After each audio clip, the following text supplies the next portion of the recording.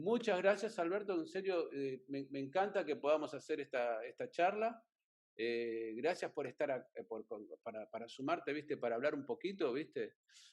Hace muchos años que nos conocemos y bueno, y la verdad que por lo menos la pandemia nos dé esta posibilidad de reencontrarnos y de charlar un poco es maravilloso, ¿viste? Así de que a mí me gustó la idea de poder charlar contigo y que arranques un poco hablando, me gusta, hablemos un poco de Marx, que vos sos un tipo que controlas muchísimo de todo lo que tiene que ver en la situación de la izquierda en Argentina, ¿no? De la situación, de revolución. Vamos a hablar un poco de todos estos temas que son apasionantes y que parecen que a veces hoy en día, ¿viste? Pareciera como que hay cierto discurso que se maneja a veces de que o no está de modé o que ya no es actual o que esas cosas ya pasaron, ya no se, es como que no estaría de vuelta, no sería posible de vuelta poder activar determinadas discusiones, viste, a partir de determinadas fechas, sobre todo a partir de, de la caída del muro de Berlín y toda esa situación, se generó como cierto discurso que permitiría decir, no, ya no se habla más, como que hay del fracaso de ciertas políticas socialistas o estados comunistas, etcétera. No obstante, que siguen habiendo ejemplos que siguen estando hoy en día bien fuertes y saludables, como puede ser el ejemplo cubano o el chino, ¿no? Solo para tomar dos ejemplos, ¿no? Pero hay como cierto discurso que tiende no, a minorizar, no, de eso ya no se habla, de eso es ya está, ¿no? Como que, y bueno, creo que estaría bueno rever ciertos conceptos que hemos manejado en algún momento, hace no tantos años atrás, ¿no? Como el concepto de la revolución, hablar de vuelta, ¿no? De lo de la posición de la izquierda hoy en día, ¿no? Y retomar por ahí la figura de Carlos Marx, que es una figura que siempre se toma y se puede tomar de diferentes puntos, porque, bueno, es un hombre que fue un hombre de estos espíritus enciclopédicos de su época que abarcó muchos campos, ¿no? Empezó quizás desde un lugar en la filosofía, en sus primeros escritos, posicionándose en la discusión, ¿no? Dialéctica del dialecta materialista con Hegel y demás, pero se va posicionando y va generando después y empieza a incorporar otro tipo de campos, ¿no? Sobre todo el desarrollo social y después el económico, que va a gestionar en las obras importantes de él, en su madurez, ¿no? Que es el capital y demás. Pero a mí me gustaría dejarte que hablar, pasarte un poco ahora la pelota a vos, ¿no? Y escucharte un poco a partir de ahí, sobre todo. Bueno, Alfredo, yo también estoy muy contento de comunicarme con vos a la distancia después de tantos años. He seguido Sí, atentamente tus últimas cuestiones, incluso la relación con el Centro Cultural Justo Lynch. Así claro. que en ese aspecto es como si digamos, como hablábamos ayer. Eh, Exactamente. Ahora, fíjate vos que yo te propuse cuando yo te dije, yo quiero hablar de Marx y de la revolución, ¿no? ¿Por qué te dije eso? Porque en los últimos años y muy cercanos, autores europeos, pero también autores argentinos, incursionan en el fracaso de la revolución, en la revolución como pasado. La revolución como pasado, eso lo dice Nicolás Casullo, un sociólogo argentino fallecido hace poco tiempo, hace unos años, eh, y, y, claro, abundan en ejemplos desde el fracaso de las guerrillas en Latinoamérica eh, a, y sobre todo al, a la implosión de la Unión Soviética. Ujú. A partir de ahí, la caída del muro de Berlín eh, pareciera ser que la historia se terminaba, de acuerdo un filósofo, entre comillas, hegeliano, de origen norteamericano japonés. ¿No? Pero nuevamente, como el capitalismo continúa de otra forma, pero incluso con hay más capitalismo que lo que había en el siglo XIX, hacia 1867, cuando Marx escribió El Capital. Todavía Marx sigue siendo vigente, no solo en el análisis de la estructura, de las características de la formación social capitalista mundial, sino que a la vez es un hombre, en algunos momentos, algunos es del siglo XX, y otros dicen, no, es del siglo XXI. Es decir, su análisis de la globalización del capitalismo, es decir, la extensión mundial del sistema capitalista, ya lo había hecho en el Manifiesto Comunista en 1848.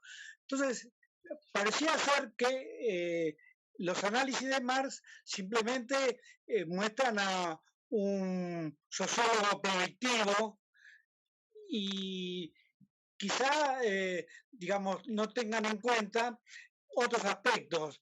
Él fue, además de un científico social, un político militante por el socialismo. Exacto. Y el socialismo, él lo planteó no en forma utópica, en forma de mero deseo, sino de mecanismo social inevitable o casi inevitable, que daría lugar al el desarrollo del capitalismo y sobre todo del oponente de la burguesía, que es la clase dominante del capitalismo, que es la clase obrera organizada.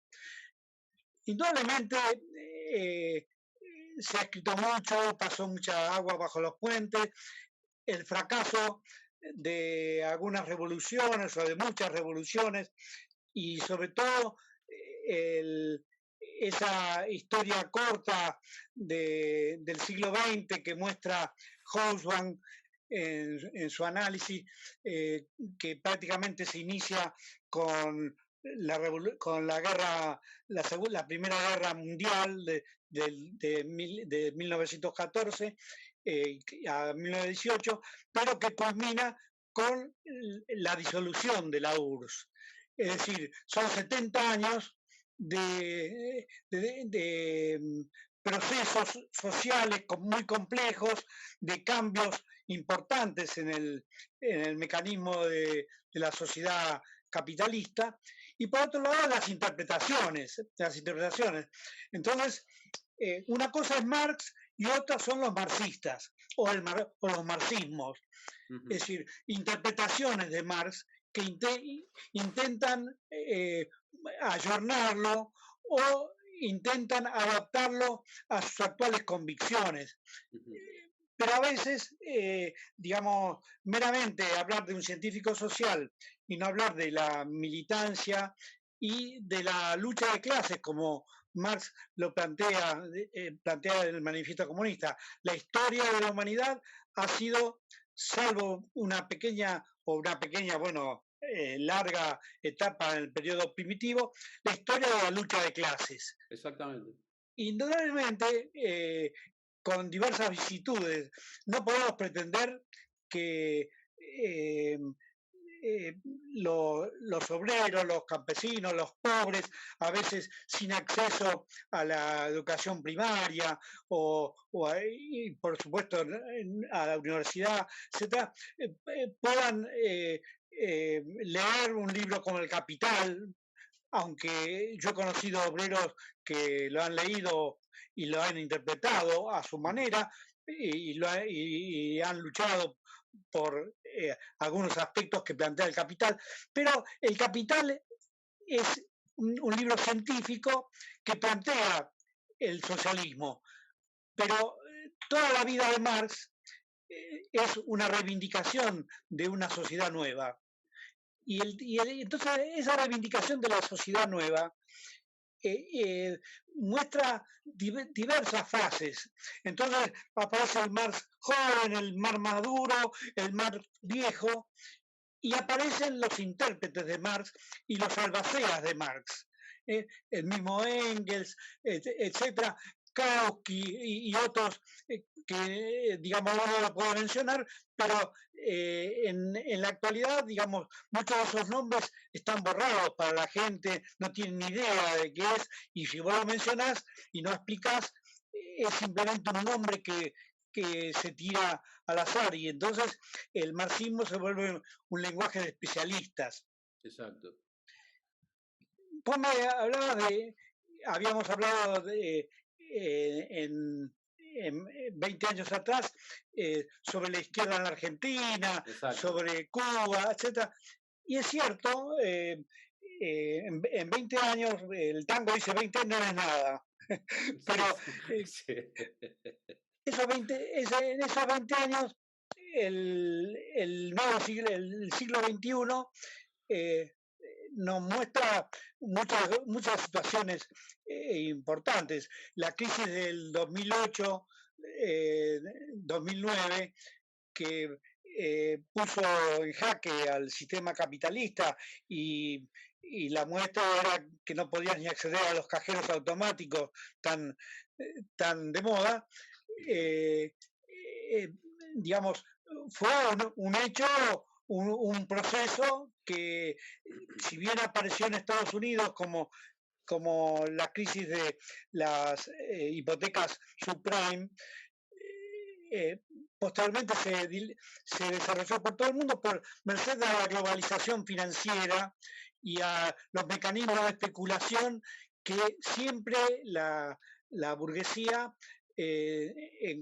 encuentra y se sublima y bueno, y genera después las llamadas crisis. Hay un sociólogo norteamericano, Marshall Bergman, que falleció creo que en el 2011, por ahí. Eh, él, él señala el tema de las citas de algunos empresarios, la destrucción creativa, el capitalismo, la destrucción creativa, ¿no? Y cuál es la búsqueda de los capitalistas. Noam Chomsky lo planteaba, eh, eh, digamos, acumular, acumular, acumular. Eh, Sin objeto, es decir, acumular de tal modo que, eh, digamos, acumulan bienes que no van a poder gastar en su vida y aparecen ahora algunos empresarios que entonces piensan gastar su dinero en viajar a Marte o en viajar a la Luna y que lo acompañen 6 o 7 personas con un costo multimillonario porque no saben qué hacer con su dinero. No van a aportar nada a la historia ni nada por el estilo, simplemente hacen proyectos para poder invertir ese dinero que han acumulado en forma espantosa, generando desigualdades, pero no han mejorado la vida de la gente, simplemente el deseo de acumular cosas sin sentido. Entonces, el tema del consumismo no es un hecho que en algún momento en la sociedad capitalista fue, sobre todo a principios de la década del 60, fue captado. Es decir, la sociedad de consumo le llegó a llamar un filósofo francés, Henri Lefebvre. Esa sociedad de consumo genera, digamos, a veces los gobiernos, como el gobierno argentino, por ejemplo, dice, bueno, hay que promover el consumo, hay que poner el plato en el bolsillo de la gente para que el sistema siga funcionando. Eso es cierto, pero el mecanismo de consumo es a la vez un elemento que va generando limitaciones en lo que uno piensa, en lo que uno quiere, en lo que uno ama.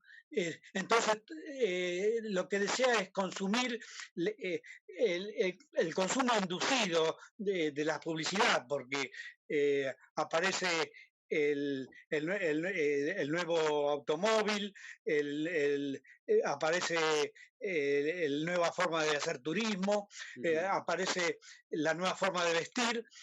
Y bueno, son mecanismos que están buscados no para embellecer la vida, sino para ganar dinero. Entonces, el tema es que puede ser que el desarrollo de la sociedad capitalista, el desarrollo de grandes empresas con miles de obreros trabajando, etcétera, genere posibilidades de mejora, de introducción a la vida civilizada, a la vida civilizada. Pero a la vez genera limitaciones y mantiene al hombre, como decía Marx, alienado en sus creaciones. Exacto. Es decir, en 1844 ya Marx decía en su manuscrito económico-filosófico, que recién fueron conocidos en la década del 30 del siglo XX. Sí, sí. Es interesante porque aparte esos escritos de él, es interesante porque esos escritos de él son escritos, como bien decís vos, o sea, son conocidos muy tardíamente. Ya se habían generado la Revolución Rusa y un montón de otras grandes, importantes movimientos, ¿no? Aparte surgidos a partir del pensamiento marxista, sin el conocimiento también de estos escritos de él, ¿no? Es muy, estos primeros escritos donde hablas exactamente de la alineación del trabajo, exactamente. Bueno, justamente el tema es que Marx sigue entusiasmando a los intelectuales radicales en el sentido norteamericano, ¿no? Entonces,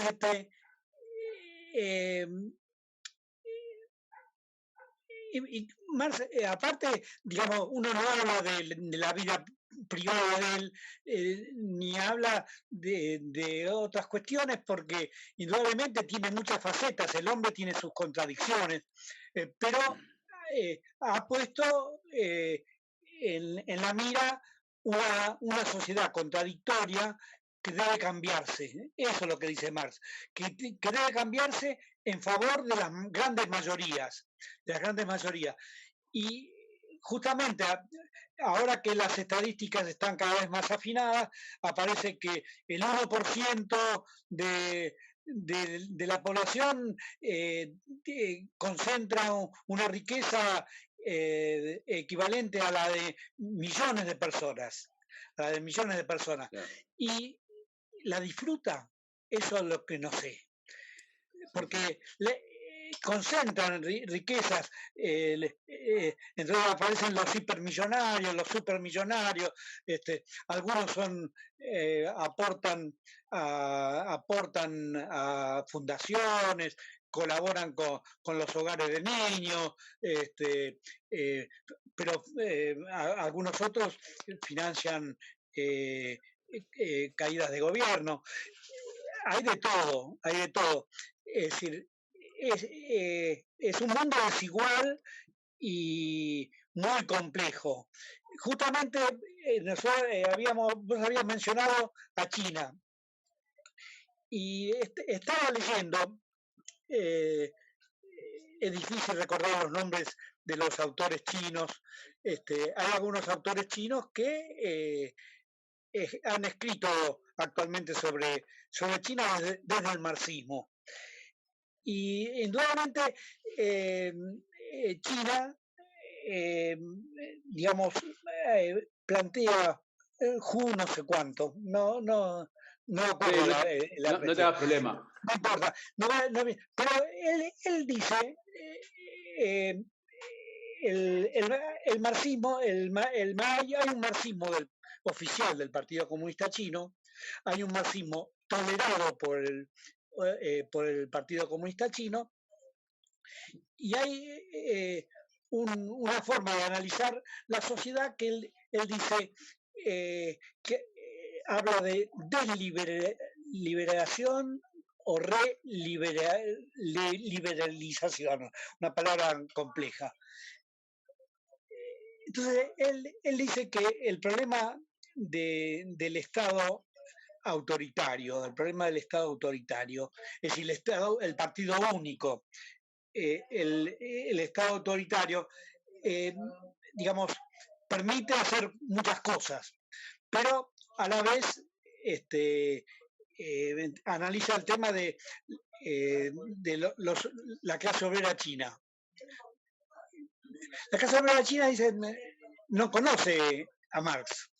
Claro. Lo conocen algunos intelectuales. Es cierto, acá en la Argentina tampoco la clase obrera argentina, salvo pequeños grupos, conoce a Marx, ni conoció a Marx. En algún momento, más en el caso de la Argentina, que los partidos marxistas en general siempre fueron minoritarios y se hicieron a imagen y semejanza del desarrollo del Partido Comunista de la Unión Soviética. Es cierto eso, pero no hay que desconocer la heroicidad que demostraron en diversos periodos históricos los militantes socialistas y comunistas. Yo digamos, en mi historia personal,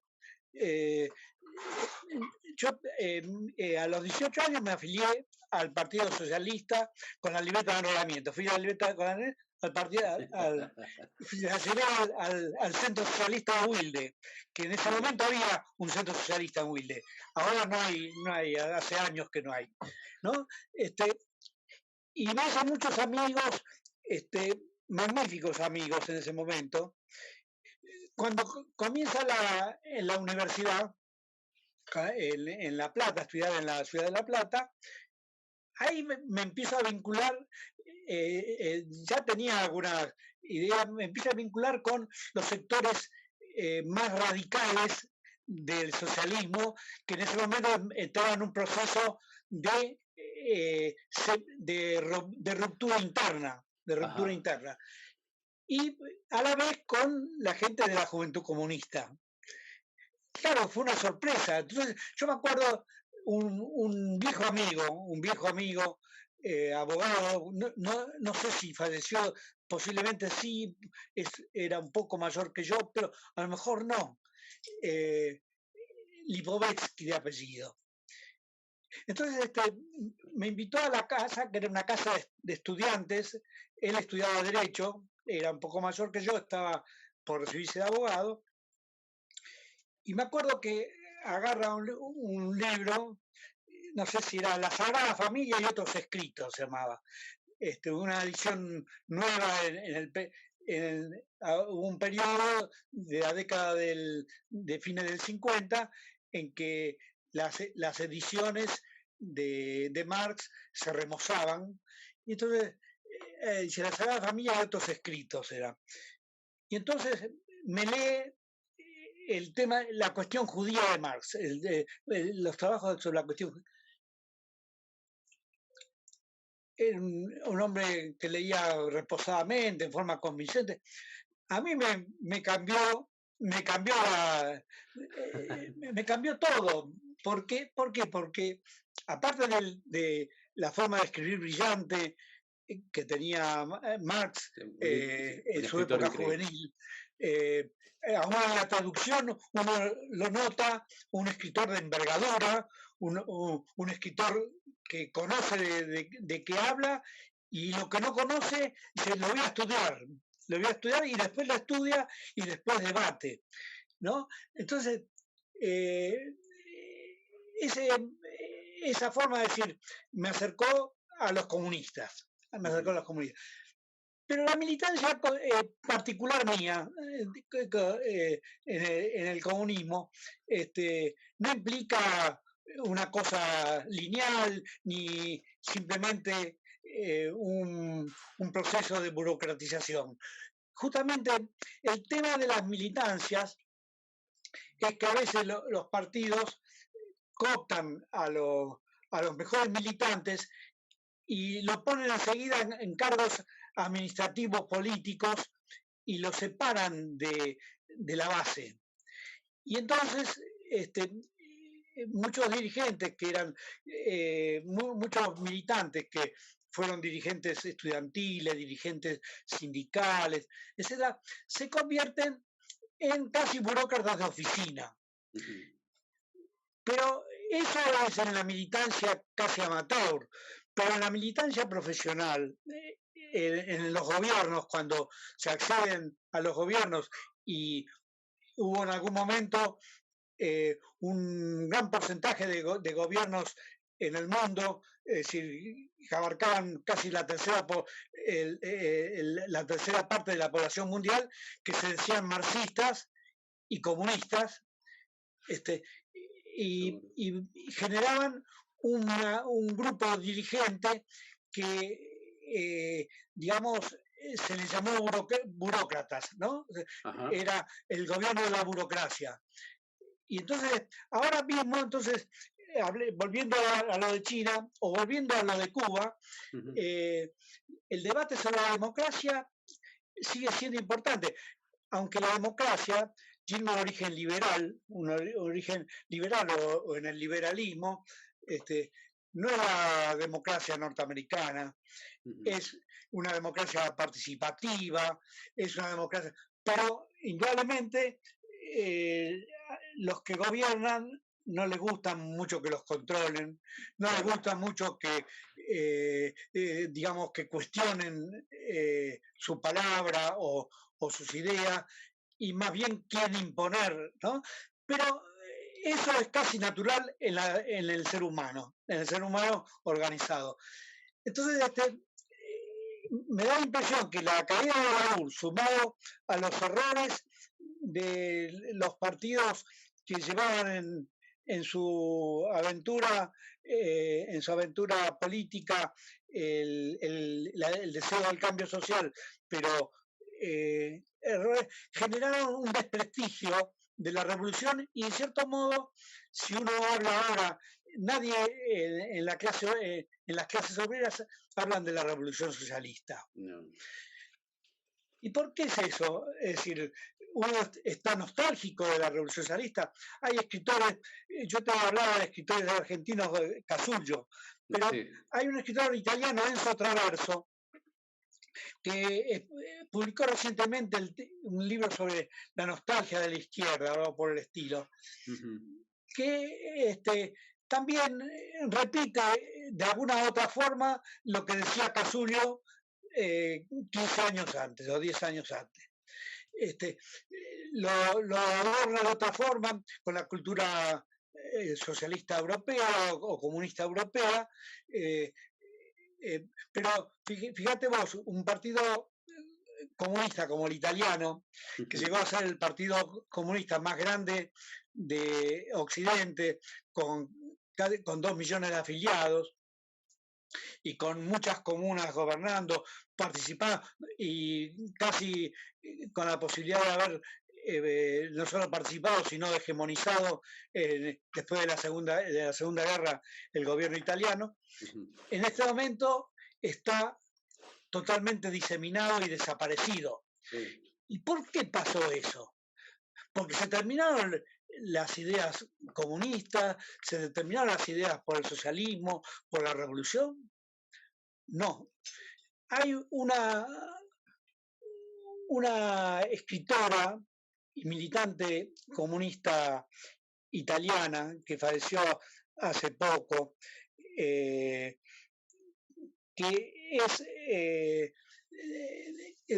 escribió un libro que se llama La muchacha del siglo pasado. Entonces, se llama Rosana Rosanda. Okay. Rosana Rosanda, un libro maravilloso porque es de memorias, etcétera, en donde analiza, ella fue dirigente importante del Partido Comunista Italiano en el periodo de mayor eclosión. Y luego, cuando los soviéticos invadieron Checoslovaquia, prácticamente se separó del Partido Comunista Italiano y fundó un partido que se llama, una revista que se llamaba El Manifesto, y posteriormente se generó todo un grupo político alrededor del Manifesto. Fue un periodo el grupo de la lucha operaria, es decir, todo un periodo de las Brigadas Rojas en Italia, que tuvieron mucha repercusión periodística. Pero una mujer que vivió los 2 siglos, en los dos siglos, y que ella no tenía solamente nostalgia, sino que seguía luchando por el socialismo. O sea, ahora no hay que culpar, me parece, a las, eh, a las divergencias de que no se habla ahora del socialismo. En realidad, en la medida que uno controla los medios de difusión y no controla el sistema, indudablemente, digamos, queda como simplemente un planteo testimonial. Es decir, yo soy socialista, yo soy comunista, incluso no se separa bien por qué socialista y comunista, qué diferencia hay. Uno podría explicarlo, pero, pero lo que te quiero decir es que en este amasijo de conversación, uno dice, bueno,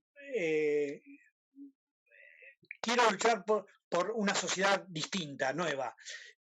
Han aparecido formas distintas, es decir, uno dice, bueno, habla de las clases sociales y comienzan esos movimientos sociales que ya no son clases, es decir, movimiento feminista, el movimiento por los derechos humanos, ciertos movimientos ecologistas que cuestionan de alguna forma el sistema capitalista desde otra forma. La misma pandemia nos ha mostrado en los primeros momentos a filósofos escribiendo prácticamente o sobre el fin de la humanidad o sobre el fin del capitalismo o sobre lo que puede pasar.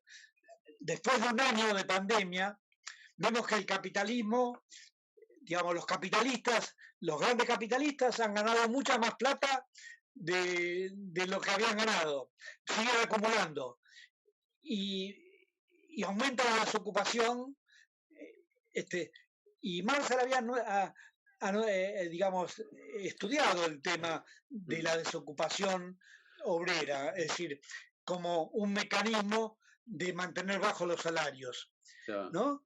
Entonces, el tema del salario, es decir, el obrero asalariado sigue siendo un obrero atado al yugo de la explotación que considera que es natural, pero Marx la analizaba ya en 1844, dice, cuando llega a su casa, el obrero se comporta como un animal, es decir, come y fornica, sí. Pero no vive, es decir, la vida es el momento en que por ahí se puede liberar del día de la fábrica.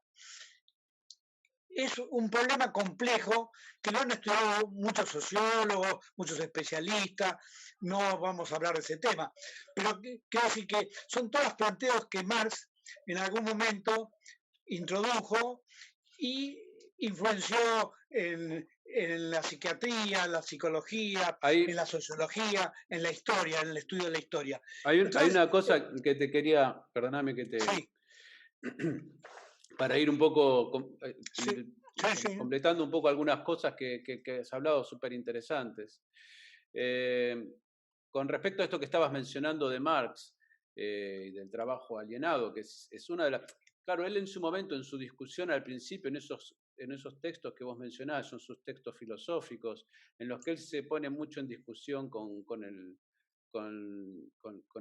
discurso hegeliano, ¿no? Con la dialéctica materialista o historicista hegeliana, donde va a encontrar ciertas anomalías en ese discurso en el cual él adhiere y él lo utiliza para gestionar también de una manera inversa, como él dice, opuesta, pero para generar su discurso, pero va a encontrar sobre todo la gran anomalía que se va a dar en su época, que es la aparición del proletariado, de la clase obrera, ¿no?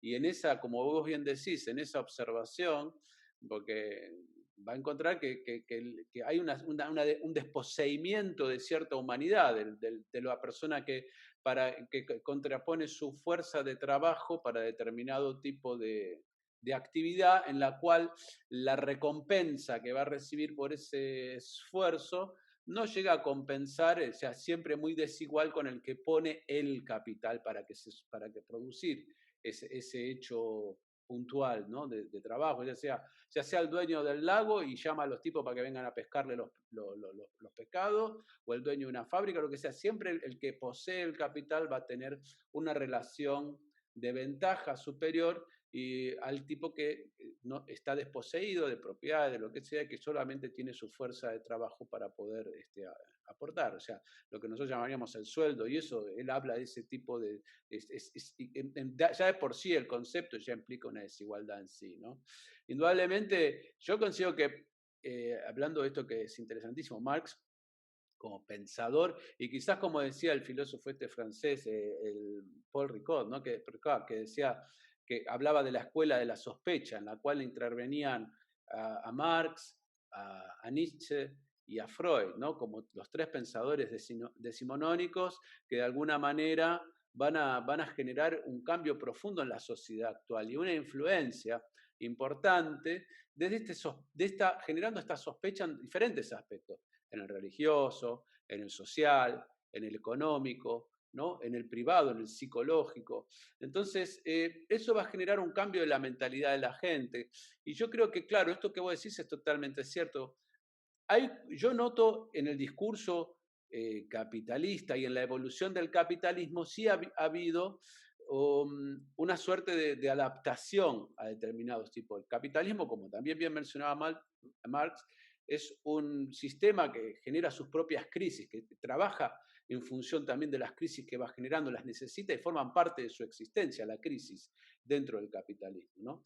Y cómo ha podido sobrevivir a esos impactos que el mismo capitalismo genera internamente y ha ido adaptándose, utilizando recursos incluso que provienen de ideas más marxistas, o sea, de estas cosas, de alguna manera, estos trabajos, estas ideas de estados más protectores o más intervencionistas, de alguna manera están adoptando, ha habido siempre un hibridamiento a partir del pensamiento de Marx, donde ha habido gente que obviamente, como él sostenía, como bien decías vos en un principio, esto de que la filosofía o el trabajo intelectual no puede ser un trabajo de café, tiene que ser un trabajo que sirva para generar un cambio en el mundo en el que uno vive, ¿no? Cambiar las circunstancias y generar un mundo no tan desigual. Esa es la propuesta un poco.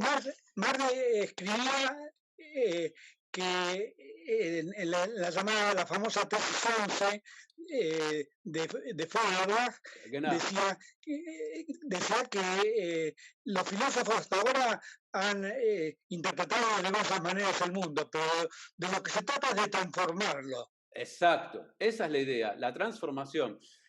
Claro que igualmente él, sin quererlo también, o la gente, sin queriendo, pero creo que el discurso ha afectado también a todos, no es solo un discurso. Cuando es el discurso marxista o el pensamiento marxista, solo uno lo ve reducido al hecho de las revoluciones que invocaron el nombre marxismo, que hicieron poner todo ese movimiento en que hablabas, ¿no? Y que destacabas también, ¿no? Que hablabas de la Unión Soviética, la situación.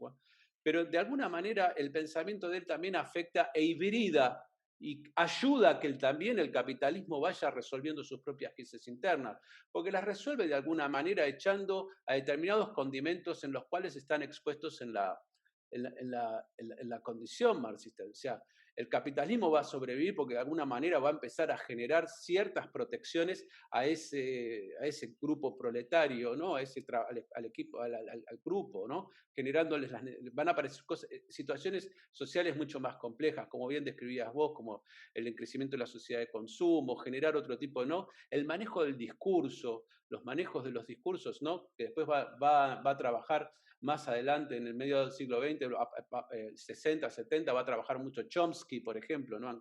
Chomsky, ¿no? El trabajo de los discursos que se van a suceder, ¿no? También forma parte, pero de alguna manera yo lo veo siempre como un poco hibridado. También del otro lado, también lo veo, como vos decías, también en el mundo moderno chino, hay ciertas hibridaciones.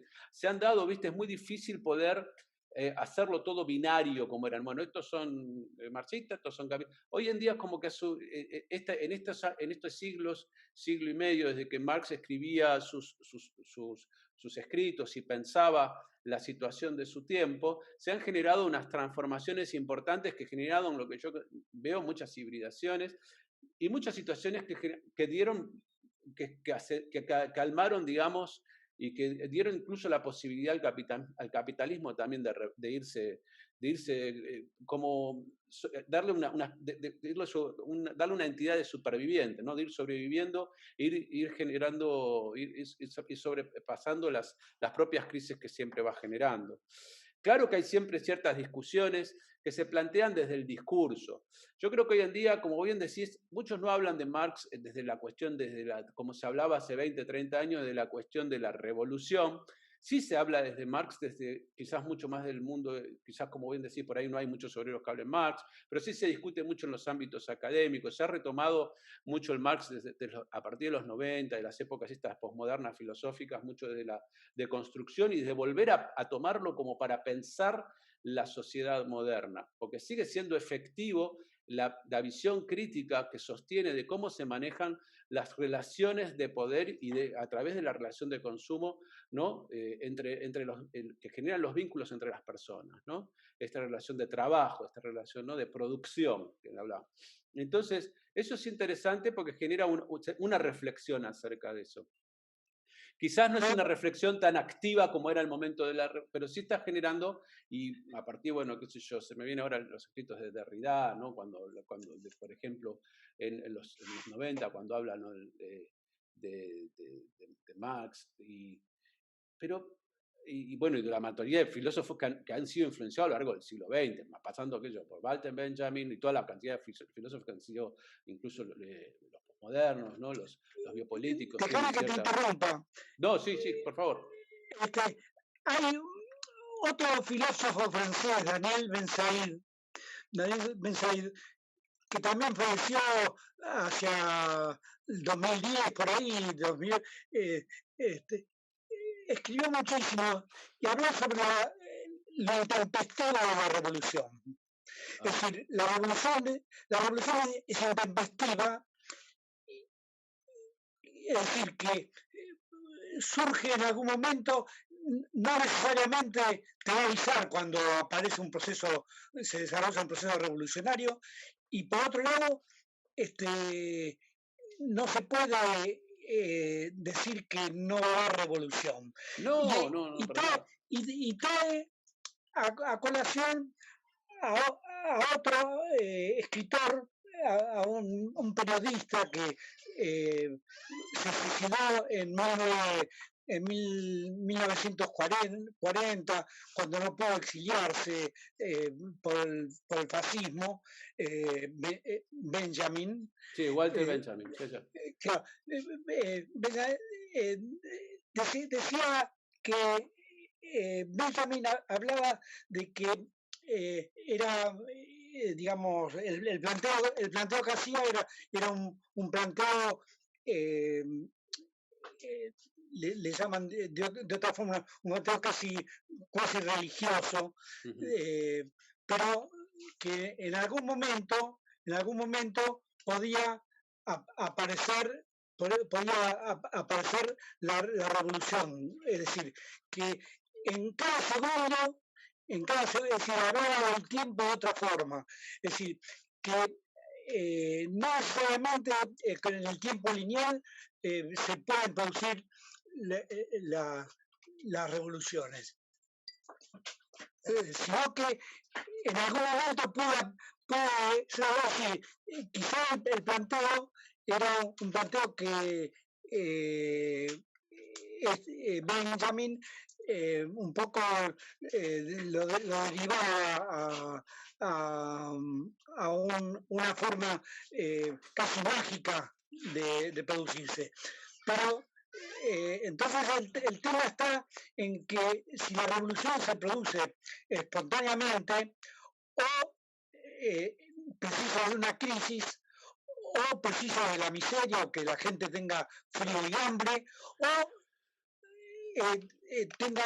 tenga que tener, como en algún momento planteaban los socialistas de fines del siglo XIX, una organización, una organización de vanguardia, que justamente en parte del fracaso de lo que se llamó stalinismo, etcétera, es esa vanguardia que se separa de la masa y que el partido reemplaza a la clase.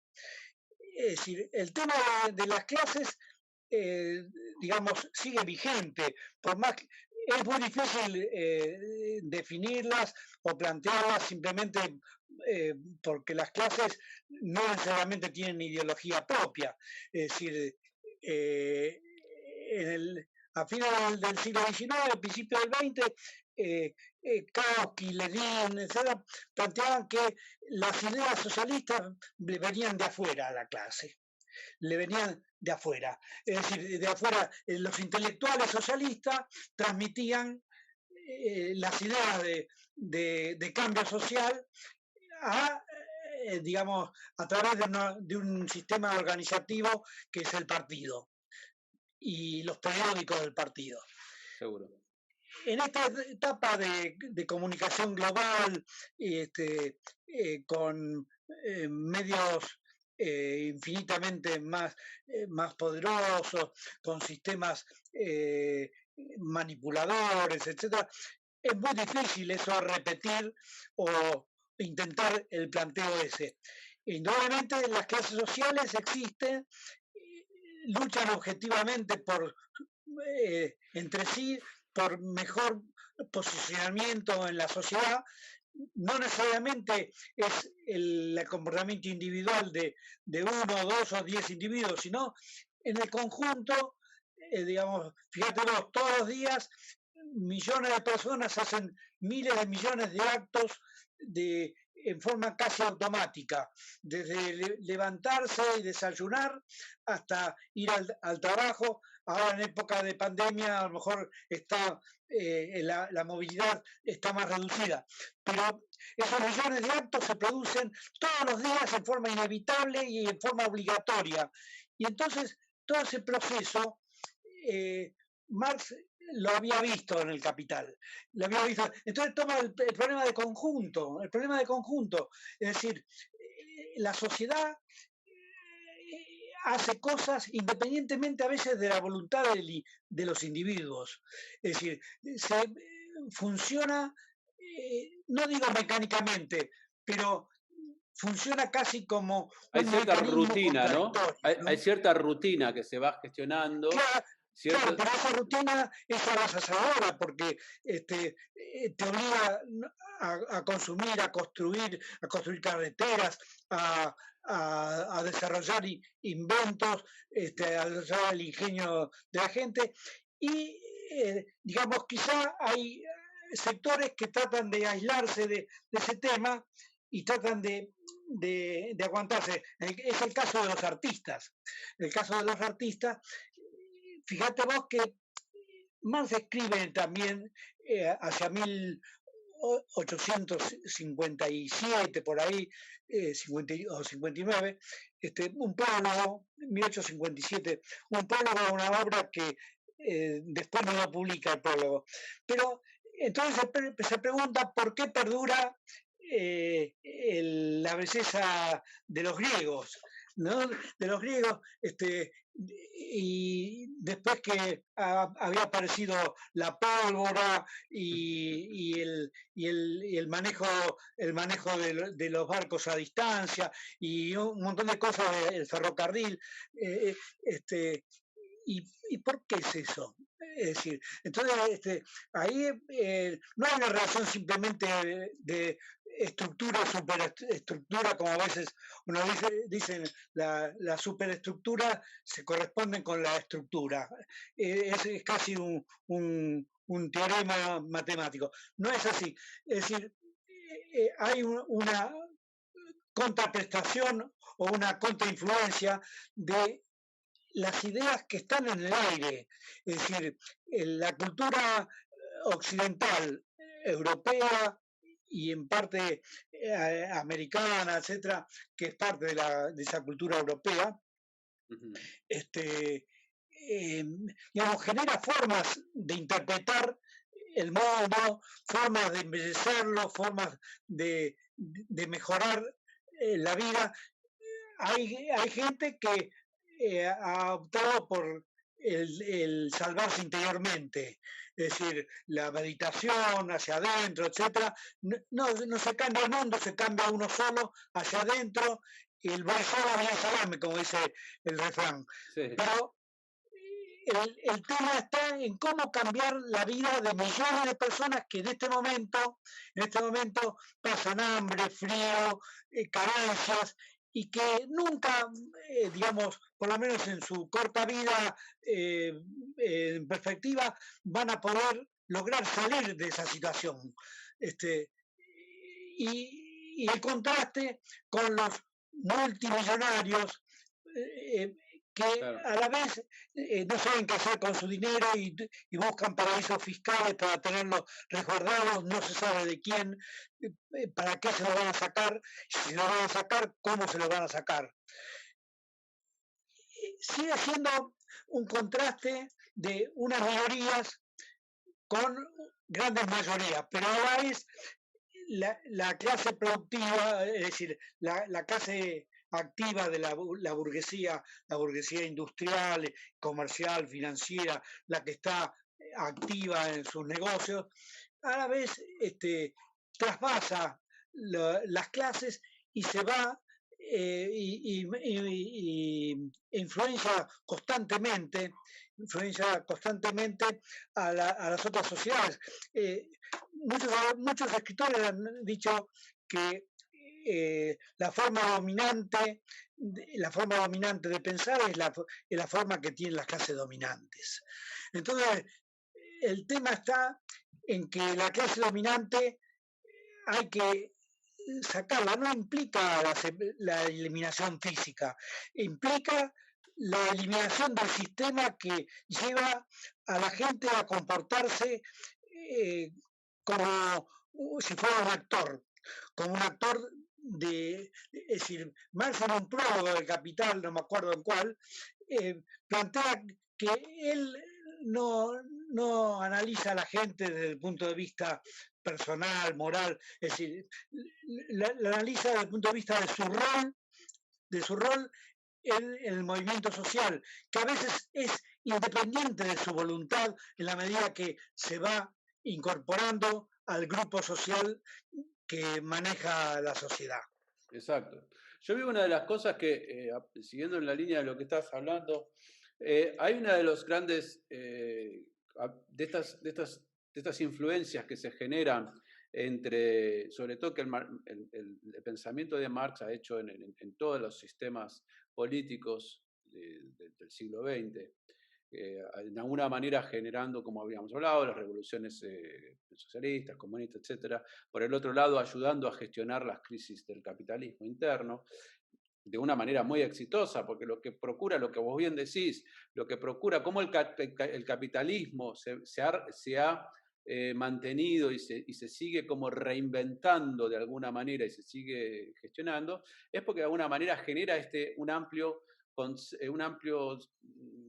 franja mayoritaria, digamos, entre comillas, de confort, en la que hay una especie de clase media, donde gente que estudia, va a la facultad, el que trabaja y tiene un trabajo especializado, la gente que puede desarrollar ciertas actividades culturales, de ocio, puede viajar, o sea, generan ahí una cosa intermedia muy fuerte que hace, pero siempre están estos dos polos ahí siempre muy, muy presentes, el polo de la gente muy carenciada, que realmente está pasando muy mal, y los polos de la gente que acumula muchísimas riquezas, están siempre ahí. El capitalismo gestiona, trabaja para esa clase media sobre todo, y para los que llevan, se las llevan siempre, y los que no, pero de alguna manera para provocar que no se den estas revoluciones internas. ¿Cómo apagás una revolución interna? Tratando que la mayoría de la gente tenga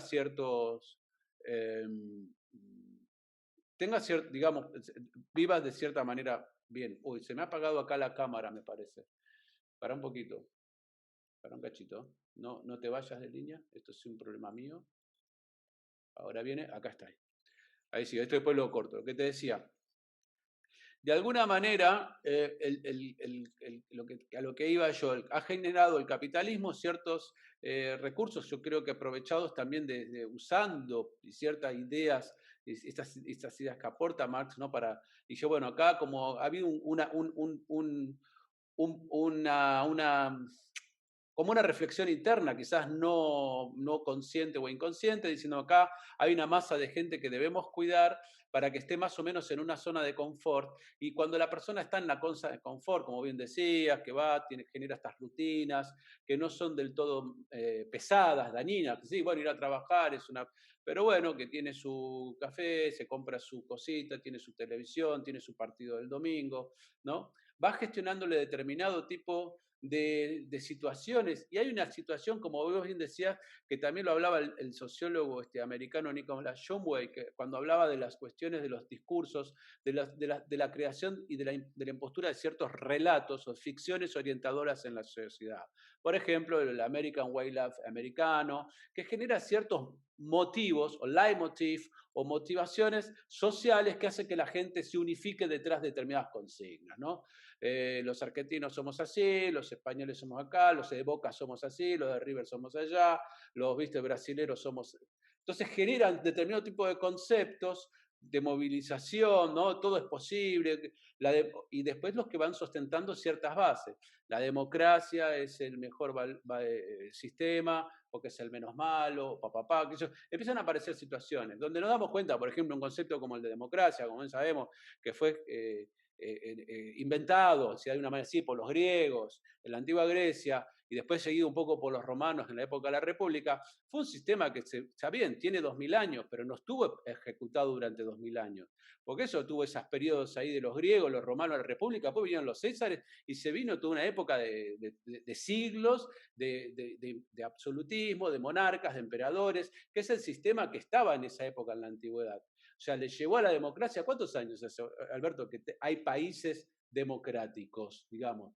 El primer ejemplo quizás sean los norteamericanos, la Revolución Francesa. Estamos hablando de 200, 300 años de un sistema que tiene como pensamiento, como idea, la democracia 2500. Entonces, le llevó a la democracia como sistema a imponerse en el consciente o inconsciente colectivo, que es un sistema que puede funcionar casi 2000 años, 2200 años, o sea, de monarcas, de emperadores, de sistemas mucho más injustos, y posiblemente a esto quizás nos falta un poco más de perspectiva, a lo mejor este sistema que empezamos a deambular, que de alguna manera se empiece a gestionar ahora, nuestros sistemas de pensamiento de sociedades más justas, ¿no? Quebrando un poco esta línea histórica de la relación de producción, instalando una relación de situación más pareja, ¿no? De una situación de mayor igualdad. Por ahí va a haber tensiones con el otro pensamiento que está relativamente recién instalado y que van a generar quizás en un futuro, nos falta quizás perspectiva histórica porque estamos en un momento todavía muy cerca de toda esta situación, ¿no? Eso lo veo así como una cuestión ahora. Y claro que también el capitalismo empieza a generar ciertos discursos, porque hay una lucha de discursos, de relatos. A vos te habrá pasado decir, porque qué sé yo, amigos, que ustedes me dicen, porque qué sé yo, no sé, Cuba. Pero mira cómo viven en Cuba, no hay libertad, no hay esto, qué mal, mirá qué les pasa, no tienen esto. Pero es una isla en el medio del Caribe que tiene un bloqueo desde hace 60 años, 50, 60 años, y que en su contexto geopolítico, porque vas a comparar Cuba con Estados Unidos, con Brasil, con Argentina, son países con unas posibilidades territoriales y de económicas mucho naturales distintas. Pero si lo comparas dentro de su contexto geopolítico, geográfico, con sus otros vecinos, la situación es mucho mejor que la que puede tener un cubano, la puede tener un tipo que vive en Haití, que es producto del capitalismo, ¿no? O sea, hay un capitalismo más salvaje alrededor. Entonces, en ese lugar, si lo ves desde un lugar ya más, desde ese ámbito, ves altamente positivo lo que ha pasado en Cuba, a pesar de un bloqueo capitalista tremendo, es gente que, bueno, lo mismo estamos esperando hablando de la pandemia, están desarrollando la vacuna, han mandado médicos a todo el mundo, es uno de los países que más, una islita en el medio del Caribe, ¿no? Que tenían ahí, que mandaron ahora en la pandemia hace un año, llegaban los médicos a Italia y los aplaudían para bajar de los aviones. Cuando bajaban de los aviones, están los videos ahí en YouTube. Entonces sí hay como una suerte de relatos que se van instalando que son desmontables si te pones a pensarlos de un lugar. Pero el pensamiento reflexivo también está atacado permanentemente por esto que vos decís hoy en día, por el consumo, por el agitamiento de las redes sociales que nos dan, generan este fenómeno nuevo que genera el Internet de la adicción permanente ¿no? a un teléfono, a estar ahí pendiente, un like, esto, aquello, pum, que esto genera también una gran atención después del trabajo, en tu momento de ocio, en no tener que pensar demasiado cómo está constituida la sociedad, ni de cómo se están manejando determinados hilos, sino viéndolos a través de un video de YouTube, viendo los comentarios, y la discusión dialéctica pasa por un Twitter, pasa por un me gusta, pasa por hacer un meme, estas fotos graciosas de uno o de otro, ¿no? Y reírnos y pasar por la discusión, sí, está muy bien, todo esto no está del todo bien, pero queda todo como en una burbuja media de como cuando estábamos antes en el café, ¿no? Queda todo en la charla del café. Hoy en día la charla del café está en la discusión, viste, en la red, ¿no? Es un posteo en Facebook, o es un Twitter, o es una foto en Instagram graciosa, o con un mensaje. O sea, hay también mucha contención desde ahí. Aún así, es inevitable la revuelta, es inevitable. No nos olvidemos que hace poco lo que pasó con el fenómeno de los indignados acá en Europa, el 15 de marzo, las plazas, o sea, esto sucedió hace no menos de 10 años, donde se generaron ahí en las principales ciudades acá europeas una toma de la ciudadanía saliendo a las calles y que generó, por ejemplo, en España el advenimiento del partido que hoy está en cogobierno con las izquierdas, Podemos, etcétera, ¿no? Que es un poco producto de aquellas movilizaciones que se dieron en las calles. Y que yo creo que posiblemente, como bien decías, quizás sea demasiado ingenuo pensar que cuando la pandemia se agote, se acabe, o todo se empiece a restaurar, va a haber un fin del capitalismo. Entonces yo no lo veo. Yo creo que posiblemente sí se generen por una situación de lo que vos bien detallabas, esta precariedad en la que ha caído muchísima gente, va a generar un malestar y se generarán revueltas, quizás estallidos sociales. Eso sí lo veo más posible. Mucha tensión social, porque va a haber dificultades porque hay una merma de ingresos y de productividad, y eso va a generar dificultades porque la gente ni va a ganar lo mismo, ya no lo vas a sacar, esa situación de confort que de a poco el capitalismo va generando, la pandemia la ha disuelto de alguna manera, la ha precarizado, ¿cómo se la palabra? No, ok, me entendiste lo que te digo, pero no, se ha precarizado, ¿no? Precarizado, oh, bueno, qué tonto que estoy con esto. Bueno, pero se ha puesto de una manera que eso, creo yo que de alguna manera eso sí va a haber, es muy posible que se gestione, que el resultado de esta pandemia genere una suerte, viste, de tensiones sociales. La tensión social está bien latente, como bien decís, ¿no? Aunque hoy en día, claro, la gente tiene mucho tiempo para pensar y para estar ahí. Pero lo que pasa es que también se va dando que yo veo una cosa que empieza a circular mucho, que es los manejos de relatos y de informaciones, cómo se van gestionando y cómo van, por ejemplo, apartando, separando el ganado en Internet, que es uno de los lugares donde hoy mucho la gente se reúne a discutir sus ideas. Y empiezan los algoritmos y estas cosas, empiezan a separar, ¿no? Los rojos con los rojos, los azules con los azules, los amarillos. Entonces, eso empieza a generar cierta idea egocentrista o no de que el mundo es de una manera y no de otra, porque empieza a ver como una cuestión de que cada vez te encontrás menos con el que piensa distinto porque te molesta, no tenés ganas de encontrar, de ponerte a discutir en un post, este tipo lo bloqueo porque es de tal partido, porque es de tal piensa tal, mira lo que posteó en contra de fulanito, venganito, este es un tonto, yo saco. Y por ahí esto es lo que está faltando, ¿no? Entrar en esa cosa que antes se daba mucho más, no estar esta tolerabilidad, esta aceptación de decir, necesito también al que piensa distinto para empezar a limar un poco también mi propio discurso, ¿no? Porque si no, lo que nos va a pasar es que vamos a terminar juntando los 5 de siempre y puede pasar cualquier cosa, puede pasar lo que está pasando, que hay tipos que dicen que la Tierra es plana, ¿entendés? Y están generando un montón de adeptos. O sea, pasan poco esas cosas. Pero indudablemente la influencia de Marx en el mundo actual es innegable y sigue siendo un escritor y va a seguir siendo. Son de de estos escritores que seguirán hablando en 100, 200 años, se va a seguir hablando, porque la mirada que él ha dado en su momento ha sido aguda y un poco, como decía Nietzsche en otro de sus escritos, atemporal. No tiene tiempo, es más allá, es una discusión humana, es una discusión que parte desde otro lugar. No tiene que ver con el entorno puntual histórico, aunque hable del momento histórico y hable de una cosa que sucede y analice un momento histórico como es la aparición de la clase trabajadora, del proletariado, y lo que él analiza y observa, ¿no?, como fenómeno de su momento histórico. Y lo va a analizar de una manera... Estaba recordando, aquí en la ciudad de Avellaneda hay una zona que es Piñeiro, hay una institución que es una biblioteca que se llama Veladas de Estudio Después del Trabajo. ¿Cómo se llama? Estudio Después del Trabajo. Así se llama. Actualmente Veladas de Estudio nada más dice. Pero ahora está creada por los obreros socialistas en más o menos 1920 o 1918, por ahí. Veladas de Estudio. Entonces la gente se reunía en la biblioteca después del trabajo para actualmente me está diciendo el tema de los celulares, etcétera.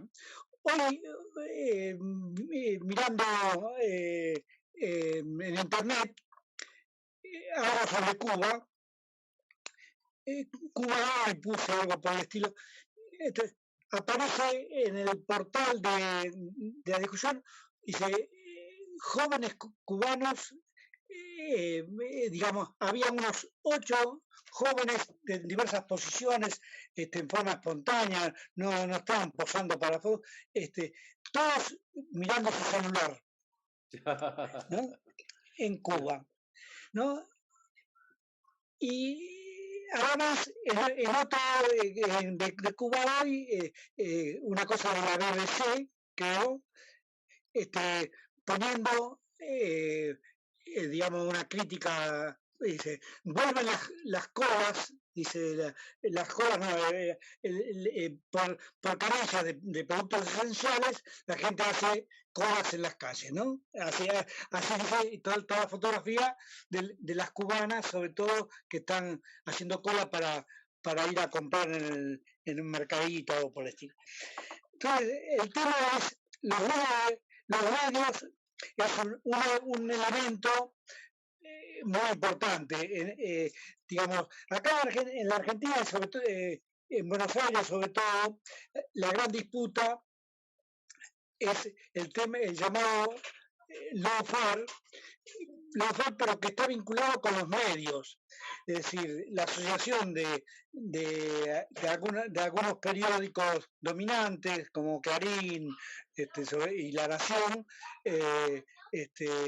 con sus canales repetidores, etcétera, con todos sus mecanismos para imponer determinadas políticas, digamos, y tratar de tachar a los que no les gusta, ¿no es cierto?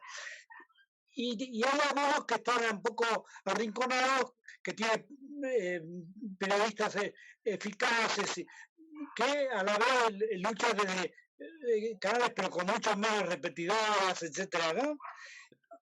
Entonces, pero el tema está en qué escucha, qué es lo que la mayor parte de la gente escucha. Es decir, es cierto, se encierra en su mundo, en el Facebook, en alguna otra red social, y se comunica con su grupo o no se comunica, simplemente mira, repasa a los que los calificó de amigos, pero que la relación es muy relativa, muy a la distancia. Y entonces los grupos de izquierda a los que yo estoy vinculado también son como solipsistas, porque ¿en qué sentido?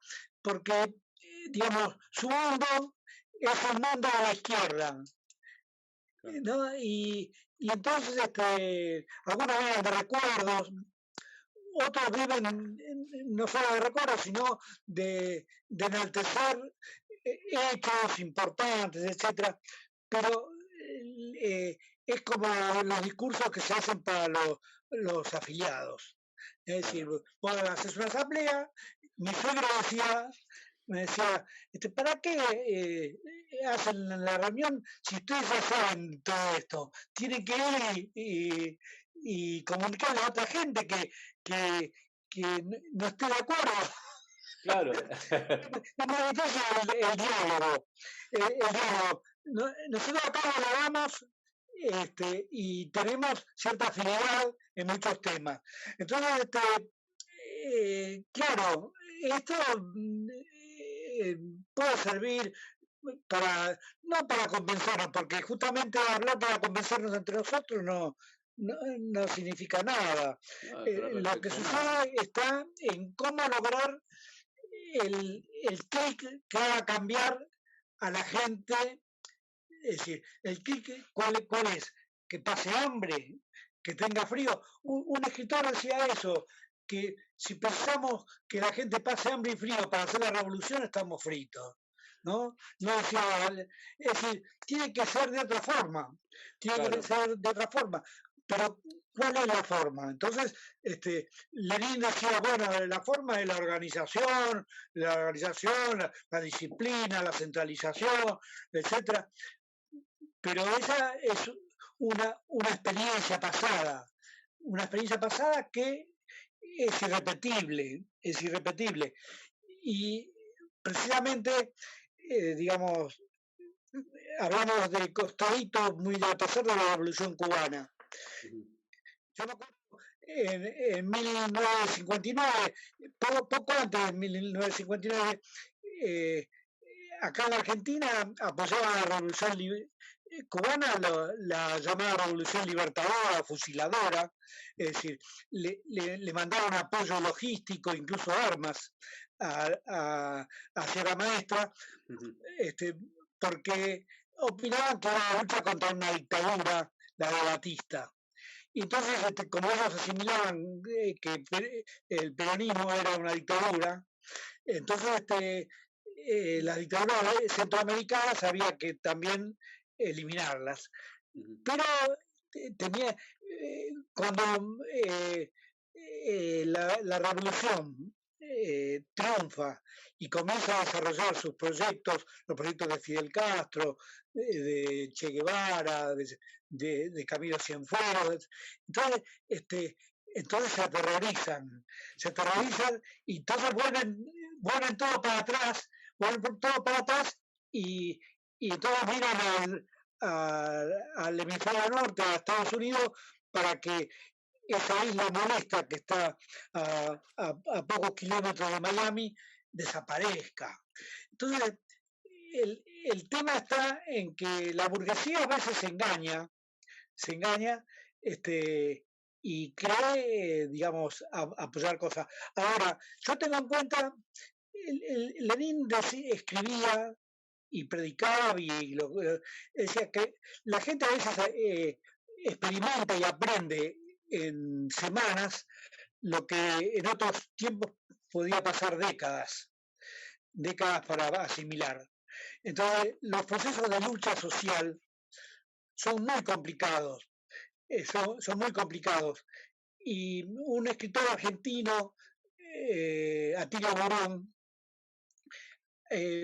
escribía hace unos años que dice, ojo, no subestimemos la cosa porque se habla siempre de crisis, se llama a manifestar a la gente, no era época de pandemia, la gente manifestaba, la Argentina se caracteriza por manifestaciones multitudinarias de cientos de miles o hasta de millones de personas en algún momento, digamos, se la van a tomar en serio y va a ser la revolución, ¿no? Y es esa revolución intempestiva de que hablaba Ben Said o de ese segundo de la historia de que hablaba Benjamin. Entonces, claro, quizá uno apela a la magia o a la religión para el cambio social, Pero el tema de la llamada utopía, la utopía social, la utopía realizable, no es meramente una serie de reformas, decía hay un escritor norteamericano o canadiense, o sea, Owen Wright, que habla de las utopías realizables, algo por el estilo. Este, claro, esos son, dice, hay que cambiar las instituciones y las instituciones de alguna forma como engloban a la gente a través de estructuras determinadas, en la medida que tienen éxito van a cambiar. Entonces hablaba del presupuesto participativo, y hablaba hasta de Internet, digamos, como formas, Claro. es decir, como, no es Internet, ese mecanismo de información que uno saca de Internet, que son colectivos, que aparentemente sin fines de lucro, etcétera, ¿no? Entonces, el tema es que hay muchas experiencias, Cada país va a tener es decir, estamos divididos en países, hay fronteras, todos los países tienen sus ejércitos, sus fuerzas armadas, tienen sus estructuras organizadas y defensivas para evitar que cambie la sociedad. Cuando el cambio se produce muy rápido, es peligroso porque la gente no lo asimila y no lo interpreta. Y entonces la revolución producida hoy, mañana se da vuelta, como pasó en Centroamérica, en algunos momentos en El Salvador, en Nicaragua. Se precisa, a lo mejor, no es difícil que aparezca un nuevo Fidel Castro o un Hugo Chávez. Los intelectuales europeos subestimaron el chavismo y el peronismo y otros, planteando que son populismos, y el populismo casi como una palabra similar a la que antes usaban para atacar al comunismo, ¿no? El populismo, y no faltaban intelectuales que lo adornaron, que lo desarrollaron, etc. Y claro, en algún momento parecía que en Latinoamérica era, podía desarrollarse la revolución porque había elementos creados, había condiciones objetivas creadas, ese es el planteo.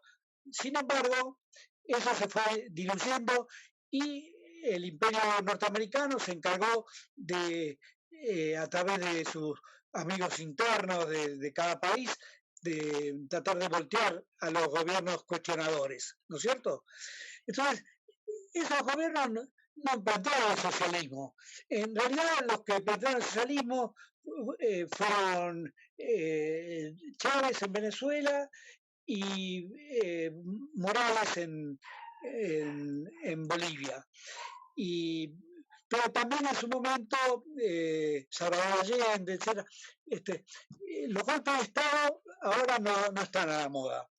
No están relativamente a la moda los golpes, que son estados sangrientos. Ahora se utiliza lo que le llaman el lawfare y otros mecanismos mediáticos, combinados con los parlamentos que son muy débiles, etcétera, para evitar el cambio, porque no se quiere evitar el cambio en ningún sentido, porque en la Argentina ha pasado que los multimillonarios, digamos, se niegan a pagar el 1% de una especie de impuesto por única vez para ayudar al problema de la pandemia, para determinados fines.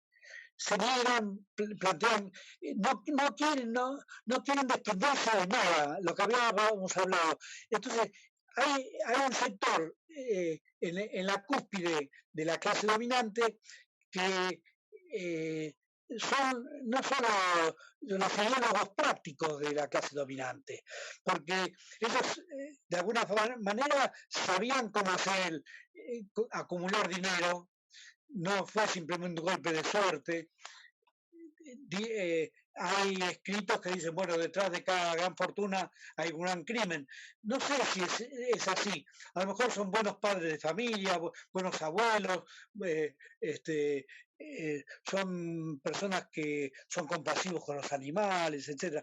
Pero objetivamente no son compasivos con los hombres y mujeres, o digamos ahora con el tema del idioma, el uso del idioma. Entonces,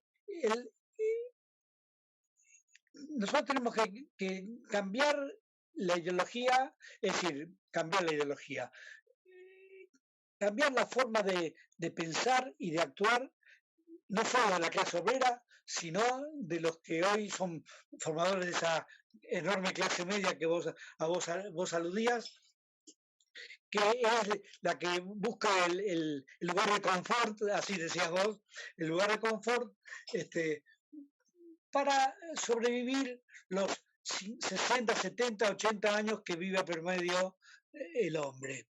Entonces, no le interesa después, total, una vez que se muera, que el que siga arregue, como dicen. Entonces, el tema está en cómo lograr que haya continuidad de pensamiento. Es muy difícil aferrarse al pasado, porque el pasado, sobre todo del siglo XX, es un pasado de enormes guerras, de grandes pérdidas, y ahora de pestes, ¿no? Pero de alguna forma hay que, digamos, plantear el futuro. En este momento nadie plantea un futuro del socialismo. Nadie, yo digo nadie. Es decir, las mayorías no tienen idea de que la sociedad se puede cambiar y que hay que cambiarla. Y entonces el tema está en cómo convencer a las mayorías para que sean mayoría, no solamente que con el voto simplemente elijan a un candidato tibio que simplemente va a tratar de sobrevivir su mandato, ganarse unos pesos y tratar de quedar más o menos bien en los registros históricos. Pero nadie plantea el cambio. Acá nuestro presidente plantea que le dice a los capitalistas, sí, tienen que ganar plata, etcétera, tienen que ganar porque hay que invertir, porque tienen que generar trabajo. Está bien, el planteo es desde el punto de vista macro, a lo mejor macroeconómico, está bien porque si los burgueses no invierten, no hay actividad económica, etcétera, y hay una anomia en la sociedad. Pero indudablemente, si el presidente de un gobierno progresista y resistido a muerte por los sectores más reaccionarios, por la llamada derecha, dice eso, entonces no podemos esperar el gran cambio, tenemos que esperar que en algún momento eso se tuerza, es decir, hay una especie de distorsión a la sociedad, dice, no, porque el kirchnerismo vuelve, que son montoneros, que quieren matar a los militares, que a la vez nos quieren sacar nuestros bienes, por qué nos quieren expropiar. Hubo una situación que ejemplifica lo que es el capitalismo en el mundo y en la Argentina. Una empresa exportadora de granos muy importante, aceitera, etcétera, hizo una estafa colosal al Estado, una estafa colosal al Estado, Bizantín se llamaba. Y en el pueblo donde estaba el principal establecimiento de esta fábrica, salió la población al choice, todos somos Vicentín. Todos somos Vicentín, y eran unos burgueses miserables que lo único que se encargaron es de hacer contrabando y a la vez capitalizarse ellos. No le interesaba nada a la gente, porque cuando hubo que despedirlo, la despidieron. Entonces, el tema está en que eso se repita a escala mundial. Y por eso, insisto, nosotros tenemos que cambiar la mentalidad de la gente y ayudarla y organizarnos. Quizás los que, como yo, tenemos ahora una edad avanzada, diríamos, y que no estamos en condiciones de armar la célula del lugar y organizar y llevar una manifestación y ayudar en un proceso de huelga o de cuestionar tal cosa al Estado o de ayudar al Estado a que cambie, etcétera. Bueno, pero tiene que haber, hay, entiendo, una nueva generación que guarda el futuro. Uno tiene la confianza en el futuro son nuestros hijos, nuestros nietos o los que todavía no nacieron. Pero hay que plantear el cambio, es decir, ser persistente y bueno, no de otra forma, porque, digamos, en la medida que se mantenga la llama de la idea revolucionaria y del socialismo, entonces vamos a ganar. Seguro, eso está bueno, está lindo lo que decís. Yo me quedo con esto, que coincido muchísimo. Indudablemente lo que decís hoy en día se ha puesto más difícil, se ha sacado de discusión. A lo mejor quizás lo que ha pasado es que el cambio de paradigma que implica una revolución, como bien decías vos en algún momento, es un cambio demasiado brusco para la mayoría de la gente e implica una situación, viste, muy traumática de volver a acomodarse a otra situación totalmente distinta, ¿no? Entonces eso va a generar siempre un debate. Indudablemente las posiciones estas que se dieron, esa dualidad que se dio a principios, que surgió a partir del pensamiento marxista, de las primeras revoluciones, y que se generó después toda esta dicotomía entre, ¿no?, capitalismo, democracia, comunismo, de alguna manera, como bien hablábamos, ¿no?, se han ido hibridando unas con otras, han ayudado y se han, viste, se han combatido, pero a la vez han aferrado de alguna manera. Vos hablabas recién de los gobiernos, del lawfare, de las medidas que vienen a aparecer ahora, que son de alguna manera relatos y situaciones, como ya, como bien decías, no se dan las situaciones o se dan muy rara vez la situación de una situación de golpe de Estado violento. Se dan generalmente en países considerados más, que pueden entrar más inestablemente o que son, viste, con menos peso quizás, viste, internacional, pueden provocarlos de esa manera, ¿no? Pero generalmente las herramientas que se utilizan para regular las políticas a favor de uno o de otro lado, realmente son, como bien decías, a través del lawfare, del control de control de ciertos relatos mediáticos, medios, etcétera, que se dan en todos lados, lo ves permanentemente. Eso que pasa en Argentina pasa aquí también en Europa. Pasa de manera distinta. Aquí en Europa, yo en estos casi 20 años que llevo acá y viviendo en diferentes países, viste, en España, ahora en Alemania, pero antes también en Inglaterra y demás, y siempre veo que hay realmente tenés como dos polos, tenés dos, bueno, a veces dos, tres, cuatro partidos, realmente hay, viste, sobre todo hay dos partidos realmente, que son uno que tiende más hacia un conservadurismo, una derecha, y un partido generalmente son los partidos socialistas, que tienden hacia un socialismo más de izquierda. Generalmente en Europa son más moderados, no son tan radicales, pero que aglutinan a la gente que está, ¿no?, que está en ese costado y de alguna manera arrancan los caudales de votos que puede tener una izquierda más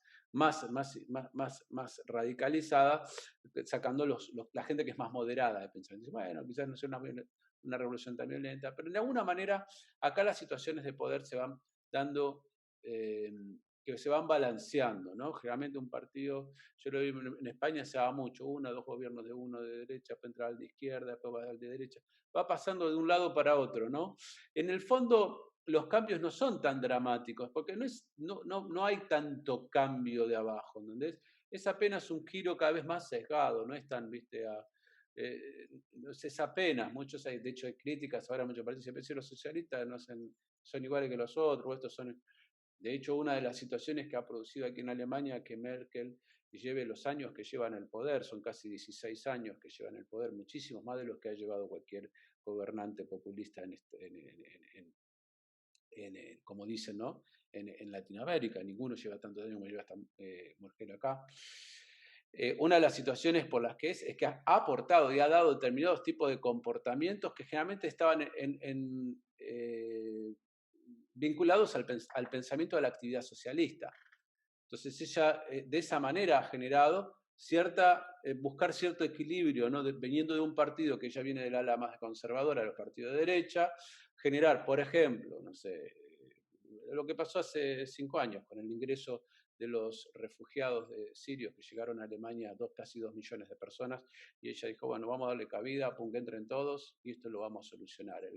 Wir schaffen das, ¿no? Esto lo hacemos. Eso le generó una gran polémica, un gran problema interno en el partido, pelea, pum, pum, las últimas elecciones muy peleadas, muy venidas menos, ¿no? Porque fue por el desgaste natural, y también porque dentro de su partido provocó una política que es muy atípica dentro de ese tipo de estructuras de partidos, ¿no?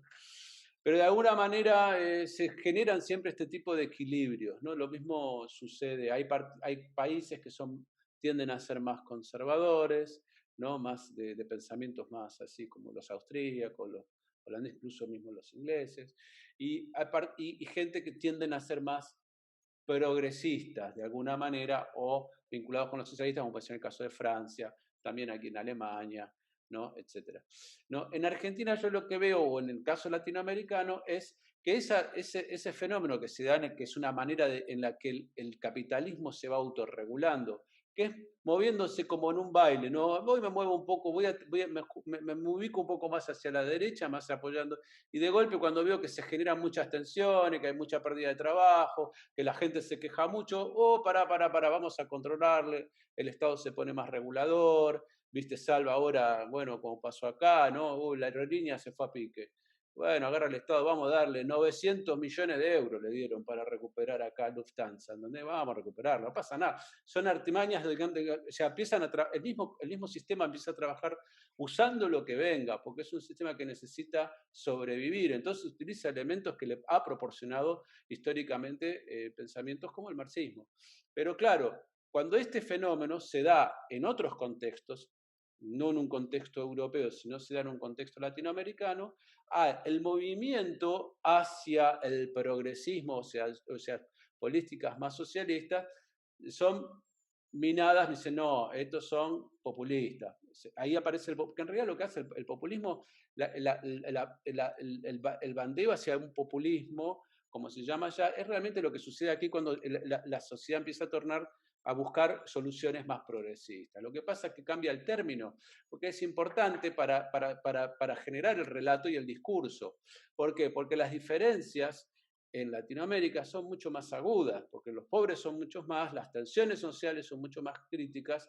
Entonces, claro, si está siempre ese miedo del capitalismo de que si le vas a dar el mismo margen de tranquilidad que le puedes dar acá a un socialista europeo, se lo vas a dar a un partido como el de Morales, pará, ¿qué te pasa? ¿Sos comunista? Empiezan a utilizar recursos que no están, las políticas que se aplican son como las que pueden aplicar con partidos. De hecho, los sistemas que se critican a veces, qué sé yo, porque los planes, acá se dan un montón, acá en Alemania está el Hartz-IV, que lo toma un montón de gente. Claro, no es la misma cantidad que allá, porque hay menos cantidad de gente, pero hay gente también necesidad, hay gente en la calle, hay problemas de situación importantes, se ha muerto ahora con este último invierno tan duro, se ha muerto muchísima gente en la calle, porque ha sido muy difícil darle cobijo a la gente que vive en la calle, escucha a la gente que vive en la calle, ¿ok? Me decís, sí, no, pero nada que ver con aquí. Claro, son situaciones distintas, pero existe también la gente, yo los conozco, tengo amigos que están vinculados a ese tipo de actividad, un amigo argentino fotógrafo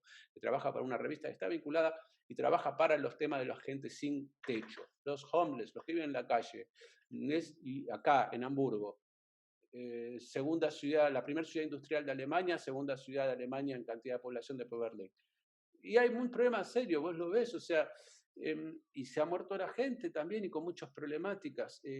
Pero claro, la situación, este mecanismo, este bamboleo que se va dando, está como más permitido porque la sociedad, la zona de confort es más grande que la que se da en Latinoamérica. En Latinoamérica es más peligroso, porque si generan lo que ha pasado, generar que se bandeen demasiado hacia el progresismo, les van cortando las posibilidades de alternarse en el poder a los partidos que representan los medios que vos mencionabas, que son medios que son en un costado más conservador, como puede ser un Clarín, una Nación, que representan. Está bien que se generen ese tipo de tensiones. A mí, lo que se da, o sea, porque cuando hablamos del lofer y que sé yo, también aparece un tipo, a veces se habla mucho en cuestiones abstractas, decimos el poder judicial, la constitución, esto, que se dan como determinados términos que le quitan lo humano que hay ahí. El poder judicial son tipos, son Juan Pérez, Martín Tanto, Rafaelito, Susanita, ¿no? Que tienen su hijo, su familia, se levantan todos los días, que van al baño, que escuchan la radio igual que vos, son de un cuadro o no son de ninguno, que tienen sus odios y tienen sus fobias, tienen sus filias, tienen y tienen sus costados y tienen sus inclinaciones políticas también. No son parciales, no existe eso, lo sabemos perfectamente. ¿Entendés? Por más que quieras hacerlo, quieras hacer tu trabajo lo mejor posible, siempre va a haber una mirada subjetiva a la que uno está sujeto.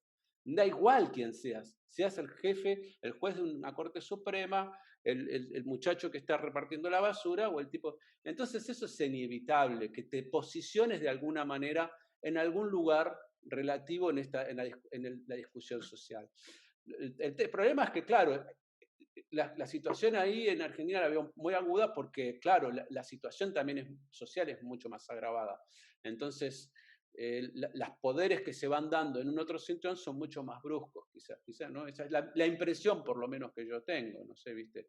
En todo caso, coincido con vos y creo que uno tiene que alimentar siempre la reflexión y tratar de que el sentimiento de la revolución, no tener miedo al salto, al salto cualitativo, de pensamiento, de posicionarse, de buscar y de pensar que una sociedad mejor es posible. Claro que es difícil, decir, yo tengo acá, bueno, tengo mi casa, tengo mi trabajo, tengo mi coche, y pensarla, o estos discursos que aparecen a veces, pero vos no sos comunista, no sos peronista, no sos esto, entonces ¿por qué este tiene 2 millones, tiene esta casa? Pero justamente ahí está el valor de gente que por ahí ha tenido la posibilidad en un sistema capitalista de avanzar y de tener una gran posibilidad de prosperar a lo mejor económicamente y aún así permanecer en un pensamiento más solidario. ¿No? No quiere decir que al tipo hay que despojarlo de todo, porque el tipo vive y nosotros estamos insertos en un sistema que es el que es y en unas reglas de juego que son las que somos.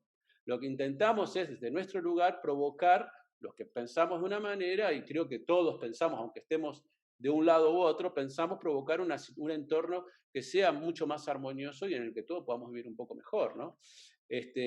Yo creo que la posibilidad y el pensamiento y el sentimiento de la revolución como meta, como figura, como situación posible tiene que estar siempre ahí. Quizás ahora, viste, hay que empezar a buscarlo desde otros lugares, porque claro, la situación está, viste, pero uno nunca sabe por dónde puede salir. La revolución del segundo que hablabas, ¿no? Del instante que hablabas de Benjamin, ¿no? Uno nunca sabe, siempre es posible, porque el hombre es posibilidad ante todo, es plausibilidad, está siempre inclinado hacia el futuro, es deseo puro, entonces todo es posible, ¿no? Y lo último, como dice el refrán, lo último que se pierde es la esperanza, ¿no? Como decía. Es importante lo que vos decís y a mí me parece maravilloso esta comunicación a distancia que estamos sosteniendo, porque, digamos, es cierto, la sociedad europea tiene sus contradicciones distintas de la sociedad latinoamericana y en particular Hamburgo no es lo mismo que Buenos Aires. No, no es lo mismo que Buenos Aires. Por eso, con sus particularidades, es necesario cambiar sus tradiciones, porque fíjate vos, en el caso de Alemania, 2x3 vuelve el tema desde los campos de concentración y el nazismo, y acá en Buenos Aires el tema del peronismo y la guerrilla urbana, por ejemplo, ¿no? Son cuestiones que son episodios que marcaron a fuego a la sociedad y y establecieron como especie de anticuerpos, ¿no? Claro, Como se habla ahora entonces hay gente que no quiere tal cosa, no quiere tal cosa y se generan los anticuerpos, se dio la vacuna, ¿no?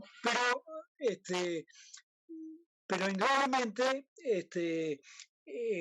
no necesariamente los que buscan el cambio social buscan dañar a la gente que no lo quiere. Lo que claro, sucede es que, claro, la lucha de clases de que habla Marx no habla simplemente de un choque de ideas, un choque, no, no, claro, habla de un choque de intereses, habla también de un choque físico. Es decir, eh, en el siglo XIX fue famoso Blanqui, Blanqui, un revolucionario francés que pasó la mitad de su vida en las cárceles, porque lo metían preso dos por tres. Este, y claro, él inventó una forma conspirativa de acceder al poder que siempre fracasó. Pero de alguna manera en algún momento fue elogiado por Marx, porque en el 1848 él encabezó parte de las luchas en Francia, en la revolución de 1848 en toda Europa. O la Comuna de París también intervino. Entonces, digamos, hay episodios que, digamos, uno lo toma en forma histórica, entonces se graban. Claro, los que perdieron en la Comuna de París después no quieren saber nada de claro. repetir, es decir, en su momento a lo mejor en la historia lucharon como locos, pero después tuvieron que estar exiliados, hambriados, fusilados, separados de su familia. Entonces, el tema está en que, como la historia dice, la escribe el que gana, También de Benjamin, claro. o intenta, pero los que perduran por lo general son libros como los de Marx, pero no son las ideas de Marx que, digamos, trascienden a su época, no son del siglo XIX, son en cierto modo de la humanidad, digamos, adaptadas a un momento especial de desarrollo de las clases sociales, porque Oh, una vez que interesa a la gente es la felicidad. Es decir, ser feliz. Ser feliz que implica vivir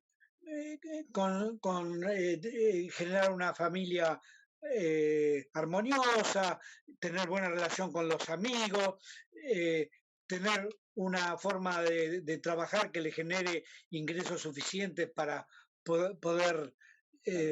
poder vivir. Entonces, en la búsqueda de esa felicidad, entonces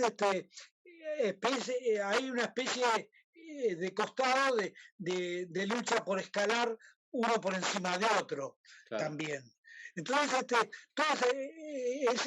el hombre es un alma contradictoria. Entonces, no podemos juzgar a un hombre por lo que hace otro, ¿no? Ni todos los hombres son iguales, pero ni todas las sociedades son iguales. Pero indudablemente ha habido momentos de la historia en que millones de personas se volcaron a determinadas ideas y que después de pasado un tiempo, experimentado la forma de vida, los sacrificios que tuvieron que hacer para llegar y después las pérdidas que tuvieron, las generaciones cambiaron y casi no trasladaron sus ideas a las otras, porque el mundo del siglo XXI o de fines del siglo XX, digamos, lo que se buscaba era la felicidad en el consumo nada más, la felicidad del consumo, la felicidad en ser más que el otro. Entonces, entonces no es esa el ideal de felicidad. Entonces, por eso insisto en la necesidad de persistir en las ideas originarias, adaptadas al momento, etcétera, y generar proyectos que en algunos casos se podrán experimentar y en otros se perderán en la nada.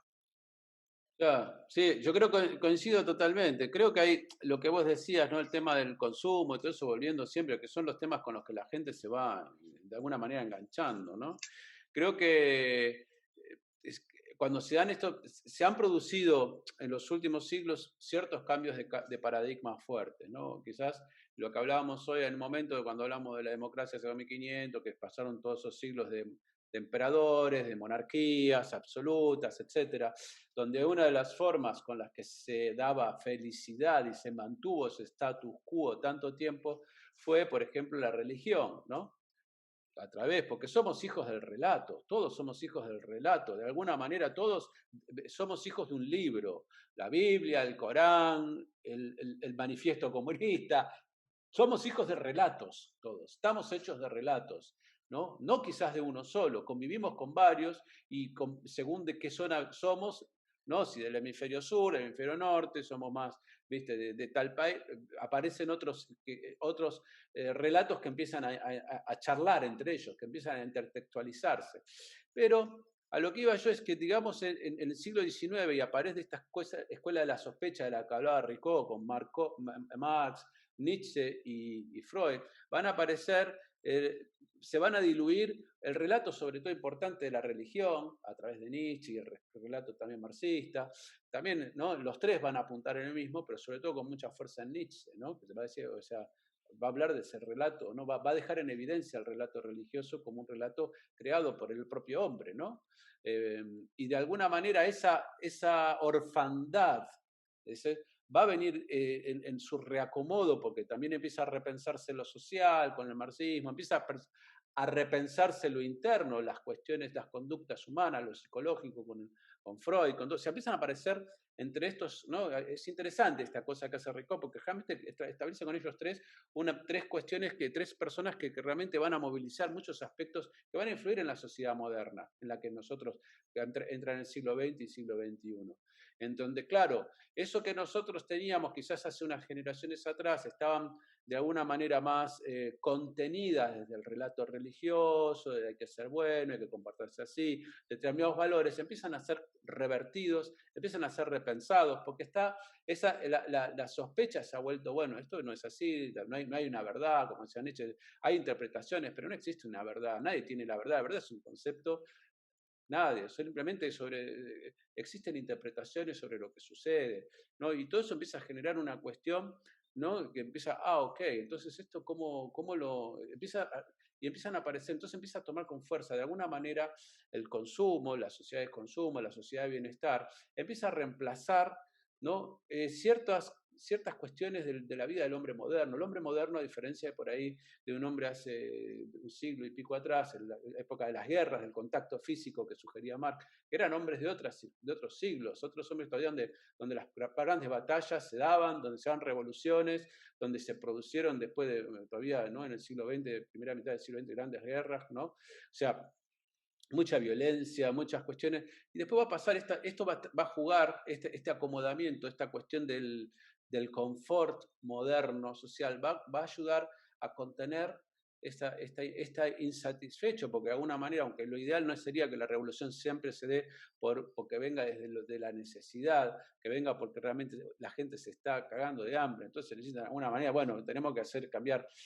Esto está generando, entonces al generar este tipo de paliativos, ¿no? De suspender, ¿no? Y entonces, claro, la cuestión es, ya ahora la mayoría de la gente tiene un concepto por ahí de creencia, algunos más religiosos, esto, pero ya el tipo que piensa en los angelitos, el arpa, el infierno, todos esos son relatos que han quedado un poco en desuso, que todavía puede ser que alguien los contemple, pero la general, la gente, el hombre moderno mantiene una cierta espiritualidad, pero sabe que fundamentalmente tiene que aprovechar y disfrutar y buscar su felicidad en el entorno de los años que tiene aquí en el momento en que está pasando. Entonces, el tipo quiere tomar y disfrutar de su cerveza, de su mujer, de sus hijos, de su nieto, tal, de su relación, de sus amigos, de sus charlas. Hay una cuestión, no hay un sibaritismo, hay una cosa que empieza a jugar fuerte en el hombre moderno y que le va a quitar esta cuestión de la que hablábamos, esta cuestión del acto de rebeldía y de imponerse desde un lugar, porque el acto violento te va a poner siempre en un lugar, en un límite,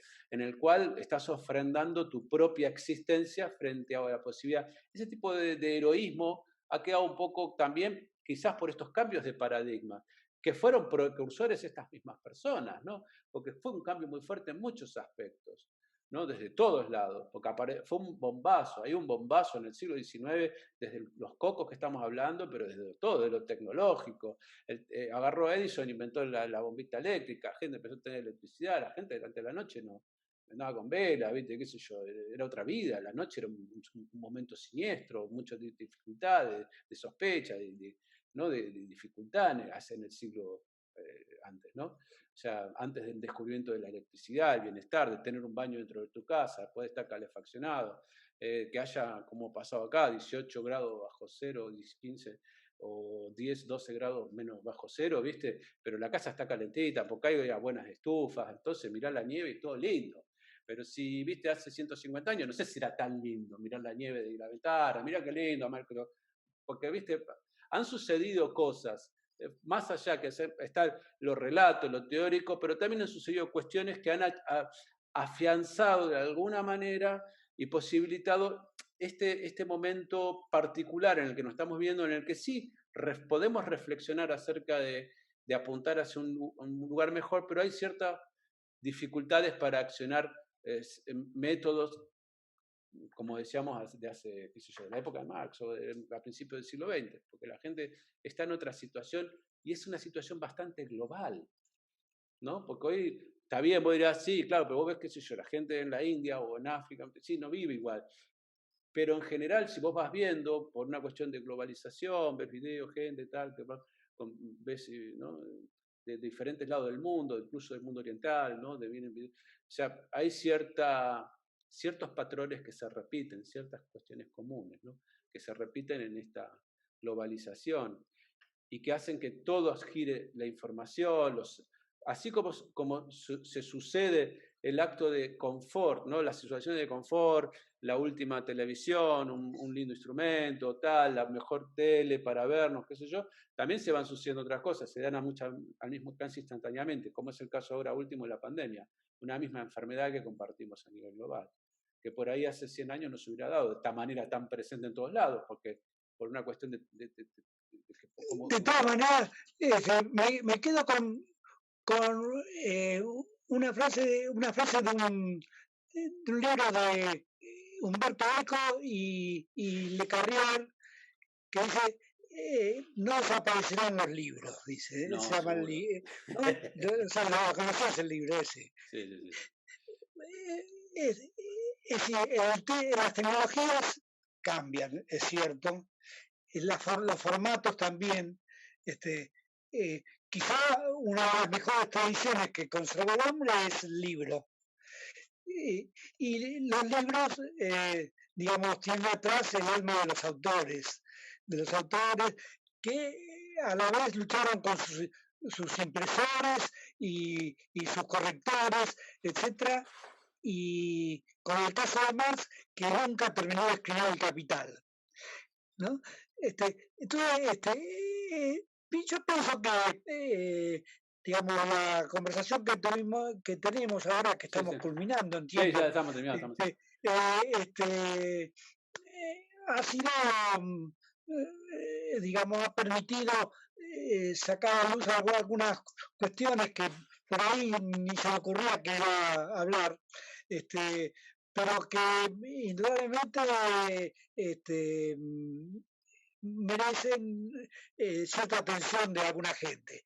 Ahora, de allí a que eso se pierda en el aire, también puede pasar.